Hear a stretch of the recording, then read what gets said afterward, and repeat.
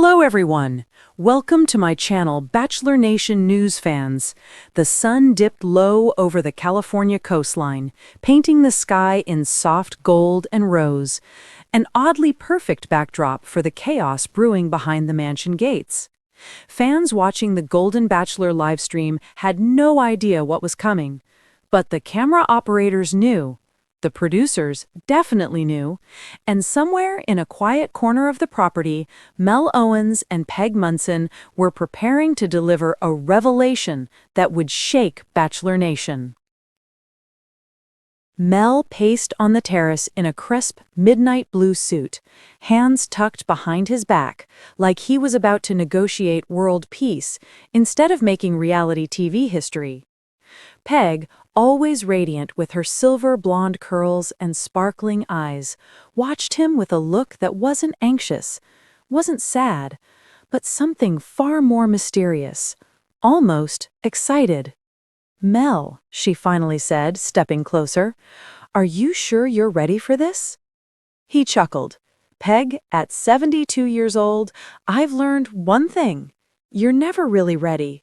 You just jump and hope you don't break a hip." Peg burst into laughter, the kind that melted the tension instantly. "Well, let's try not to go viral for the wrong reason tonight." Behind them, a producer poked her head through the French doors. "We're live in 60 seconds. You two good?" Peg squeezed Mel's hand. "Better than good." Mel nodded. "Let's give them a moment they'll never forget." The reveal begins. Spotlights ignited the courtyard as the theme music swelled. The studio audience whispered, clutching their hands like church choir members anticipating a scandal. On social media, fans spammed hashtags, #TeamMel, #PegForever, and #GoldenBachelorTwist with frantic curiosity. The live host, Serena Fields, stepped forward. "Ladies and gentlemen, Mel Owens and Peg Munson have requested this special broadcast to update fans on where their relationship stands today." The crowd leaned in. Mel took the microphone. "First off, Peg and I want to thank you all. You welcome two seniors with more wrinkles than dating experience into your hearts, and we've felt every ounce of your support." Peg nodded, glowing. "It's been the most surprising chapter of our lives." Serena asked gently, "So, where do things stand now?" Mel looked at Peg. Peg looked at Mel. And then Peg spoke. "The bombshell." "Mel and I aren't just together," Peg said. The audience froze. "We're starting something new, something bigger than us." Mel stepped forward, his voice warm and steady. "We're launching the Golden Hearts Foundation, a national nonprofit dedicated to combating loneliness among seniors." Peg added, "We've seen firsthand how many people our age feel forgotten, and how love, romantic or otherwise, can change everything. We want to create events, workshops, support communities, and even travel programs for seniors to meet, connect, and live fully again." The audience gasped in the good way. But Mel wasn't done. "And secondly," he said with a grin that hinted at mischief, "we're moving in together." The crowd erupted into cheers until Mel lifted a finger. "That's not all." Peg placed her hand on his arm and smiled. "Tell them." Mel nodded. "We are getting married." The world went silent for a full heartbeat. Then the audience exploded. People stood, shouted, clapped, cried. One woman even fainted. The live stream chat became a digital earthquake. "What? No way! OMG, Peg and Mel!" Peg lifted both hands, laughing. Yes, we know it's fast. But when you're our age, you don't waste time pretending you need more time." Mel pulled her close. "When you find the right person, especially at this stage of life, you hold on tight. Peg is my second chance, my last great love story." Peg winked, "And he makes a mean lasagna." After the announcement, Backstage afterwards, the cameras off, the cheers fading, Mel and Peg finally exhaled. Peg leaned her head on Mel's shoulder. "You think the world's ready for us?" she asked. Mel kissed her forehead. "I think the world needs us." They walked down the hallway hand in hand, past the buzzing producers and the glowing monitors replaying their announcement. And as they stepped outside into the cool night air, Peg felt something she hadn't felt in decades, an almost electric excitement about the future. "I can still hear the audience screaming," Peg said. Mel grinned. "Imagine how loud they'll be at our wedding." Peg stopped walking. "You're serious about this wedding thing?" Mel placed his hands on her shoulders, eyes soft.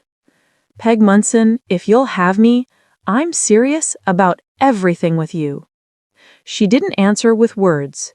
She kissed him. Long, warm, sure. And in that moment, the entire Golden Bachelor journey, every rose, every group date disaster, every emotional twist, felt like it had been leading right here, to two people who proved love doesn't follow a schedule, that romance isn't only for the young, that the heart never retires. The final line, what fans will remember.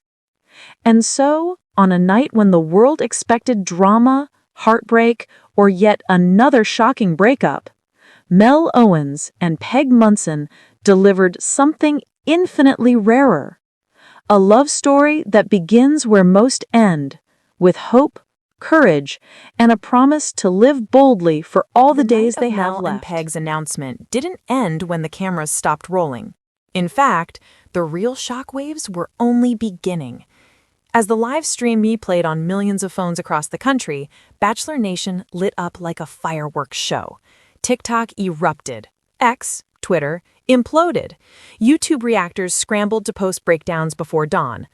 Within an hour, hashtag Mel and Peg Forever hit #1 worldwide. Romance bloggers called it the senior couple that saved the franchise. Fans begged ABC for a Golden Bachelor wedding live special. And a surprising number of grandmothers typed, "Finally, a reason to believe in love again." Back at the mansion, Mel and Peg slipped away from the commotion and took a quiet walk through the garden, one they had walked dozens of times during filming, but tonight it felt completely different. The heart-to-heart under the lantern tree. They stopped beneath the old lantern tree, where Mel had once whispered, "I'm scared to fall again," and Peg had replied, "Then let's fall together." Tonight, the lanterns flickered gently in the breeze, casting warm glows on their faces. Peg squeezed his hand. "Mel, can I tell you something I didn't say on camera?" Mel nodded. "Anything." Peg took a breath. "I didn't think I'd ever be loved like this again. Not after Bill. Not after the years alone. I thought those days were over." Mel's eyes softened. "Peg, I thought the same." But then Peg hesitated, almost nervous. "There's more," she whispered. Mel turned to face her fully. "What is it?" Peg looked down at the gravel path, her voice barely audible. "Mel, Bill left me something before he passed. A letter. I've never talked about it on the show." Mel's throat tightened. Peg's late husband had been a quiet but powerful presence in her life, even in memory. "What did the letter say?" he asked gently. Peg finally met his eyes. "It said that when I was ready, I should find joy again, and that I should choose someone who sees me the way he saw me." Tears shimmered in her eyes. "Mel, I think he was talking about you." Mel pulled her into his arms, holding her as tightly as he dared. "You bring joy to everyone around you, including me," he whispered. For a long moment, they didn't move. The lanterns swayed above them. The world felt still. But then, another shock twist drops. Back inside, the producers were in full-blown panic mode because something unexpected had just happened. A mystery person had arrived at the mansion gate, uninvited, unannounced, demanding to speak to Mel Owens. A security guard approached the control room. we have someone here who says they're Mel's daughter." The entire room froze. "His daughter?" one producer hissed. "He never said anything about a daughter on camera," another whispered. The executive producer's eyes went wide. "Do not let her in yet. Not until we understand what this is." But it was too late. Mel and Peg re-entered the room just as a tall woman with auburn hair, sharp eyes, and a trembling voice stepped forward. "Dad?" Mel stopped cold. "Lisa?" he breathed. Peg's mouth fell open. Producers started whispering like a flock of startled birds. The woman approached slowly, tears forming in her eyes. "I thought I'd lost you, and then I saw your announcement. I had to come." Peg touched Mel's arm. "Mel, what's going on?" Mel scrubbed his face, overwhelmed. "Peg, this is my daughter. We haven't spoken in years." Peg's eyes widened, not in judgment, but in concern. "What happened?" she asked softly. Mel swallowed. "After her mother and I divorced, things got complicated. We drifted. She didn't approve when I tried dating again. Eventually, we stopped talking." Lisa shook her head fiercely. "I was wrong, Dad. I should have been there. I should have called. But when I saw you on the show and then heard you're getting married, I realized I can't lose you again." Peg stepped forward, her voice warm. "Lisa, thank you for coming." Lisa looked at Peg, surprised. "You're the woman he's marrying?" Peg nodded. Lisa hesitated, then offered a small, hopeful smile. "Then I'd like to know you." Mel's heart felt like it might burst. A healing moment, and a new beginning. Mel pulled his daughter into a shaky, emotional hug. Peg placed her hand gently on Lisa's back. The three stood together, reconnected, renewed, and ready to build something better. A producer whispered into a mic, "Get the cameras ready. Bachelor Nation will want to see this." But the executive producer shook her head. "No, not this. Let them have this moment for themselves." And for once, reality TV respected reality. The night ends with one last beautiful promise. Later, as the crowd dispersed and the mansion quieted, Mel and Peg sat on the edge of the fountain, feet dangling in the cool water. Mel exhaled. "Peg, I had no idea Lisa would come." Peg smiled softly. "Mel, life surprises us, sometimes in the best ways." He took her hand. "Are you sure you still want to marry me, complicated family and all?" Peg laughed softly. "Mel Owens, I didn't fall in love with a simple man. I fell in love with you." Mel leaned in and kissed her forehead. "Then tomorrow, let's start planning our wedding." Peg grinned. "Tomorrow? Mel, we're seniors. We start tonight." They both burst into laughter, the pure kind that echoed through the empty courtyard. And somewhere above them, the lanterns flickered again, as if blessing the beginning of a brand new The mansion slept chapter. under a velvet sky, but inside Mel and Peg's hearts, the night was still burning bright. The garden lanterns had gone dark, the cameras were packed away, and the producers had finally left the grounds. But Peg and Mel, they couldn't sleep. Not after everything that had unfolded. Not after the reunion with Mel's daughter. Not after announcing their wedding and launching a foundation in the same night. They sat together in the cozy lounge of the guest villa ABC had rented for them, 2 mugs of chamomile tea between them, both stone cold now. Peg kicked off her heels and curled her legs under her.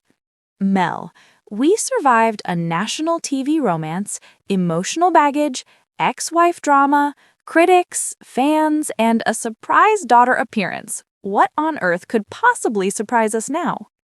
Mel chuckled. "Don't say that. Every time someone says that, life goes, 'Oh, really?' and throws a pie in your face." Peg laughed so hard she snorted, a sound Mel had privately fallen in love with. But before they could continue, there was a knock at the villa door. Peg tensed. "It's nearly midnight. Who would—" Mel stood. "I'll check." He opened the door and froze. Standing on the doorstep was an older gentleman with smooth silver hair, a navy blazer, and eyes sharp enough to slice through glass.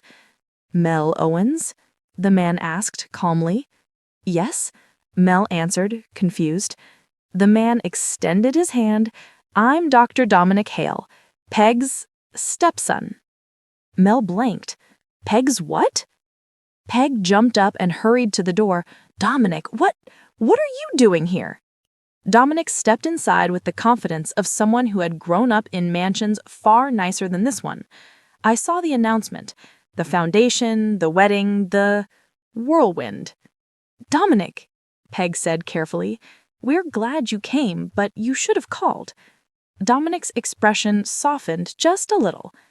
Peg, I'm not here to cause trouble. I'm here because Dad would have wanted me to protect you. Peg sighed. Dominic, your father has been gone for 8 years. And yet, his wishes still matter. Mel cleared his throat. Is there something you need from me? Dominic turned to Mel with a laser-focused seriousness. Yes, I need to make sure you're worthy of her. Peg groaned loudly. Oh, not this again. I'm 68, Dominic, not 18. But Mel lifted a hand. It's okay, Peg. Let him say it. Dominic crossed his arms. Peg is family. Her happiness is the only thing that matters. I came because I wanted to know, are you going to take care of her? Are you going to honor her past, her grief, her future? Because loving Peg means loving all the chapters she's lived through. Mel surprised even Peg with his answer. I'm not replacing anyone. I'm walking with her into whatever years we have left. She's not a chapter in my life. She's the whole book. Peg's breath caught. Dominic wasn't easily impressed, but he blinked, then blinked again. Okay, he said softly. Okay, maybe I misjudged you. Peg smiled. Dominic, I'm happy. Truly happy. Dominic nodded slowly. Then I'll support this wedding, but there's something you both need to know. Peg frowned. What is it? Dominic reached into his blazer and pulled out an envelope, worn, yellowed, and still sealed. This, he said, is Dad's second letter to you. You never knew it existed. He left it with his lawyer. It's meant to be opened only when you found love again. Peg covered her mouth, trembling. Dominic, why didn't you tell me? Because I didn't think you'd ever be ready, he admitted, but now I think you are. Peg's hands shook as she held the letter. Mel stepped behind her, gently placing a supportive hand on her back. She peeled the seal open, slowly, carefully. Inside was a sheet of paper with her late husband's familiar handwriting. Peg inhaled shakily and began reading aloud. My dearest Peggy, if you are reading this, it means something wonderful has happened. It means your heart has opened again. It means someone has seen your light the way I saw it every day. I want you to know something that may surprise you. I hoped this would happen. You were never meant to live your life alone. You were made to love and to be loved. So, Peggy, don't hold back. Let this man love you. Let him bring you joy in ways I no longer can. And know this, I will always be with you, smiling because you chose happiness again. Love, Bill. Peg's tears fell like quiet rain. Mel pulled her into his arms. Dominic wiped his eyes discreetly, pretending he had allergies. Peg whispered, Bill, you always did know me better than I knew myself. She looked up at Mel. Mel, I think this is our blessing. Mel kissed her forehead. I think so too. The dawn of a new chapter. The three of them sat quietly for a long moment, the letter resting on Peg's lap like a bridge between past and future. Finally, Peg stood up, straightened her shoulders, and said, We're planning a wedding, and Dominic, you're walking me down the aisle. Dominic's jaw dropped. Me? Really? Peg smiled.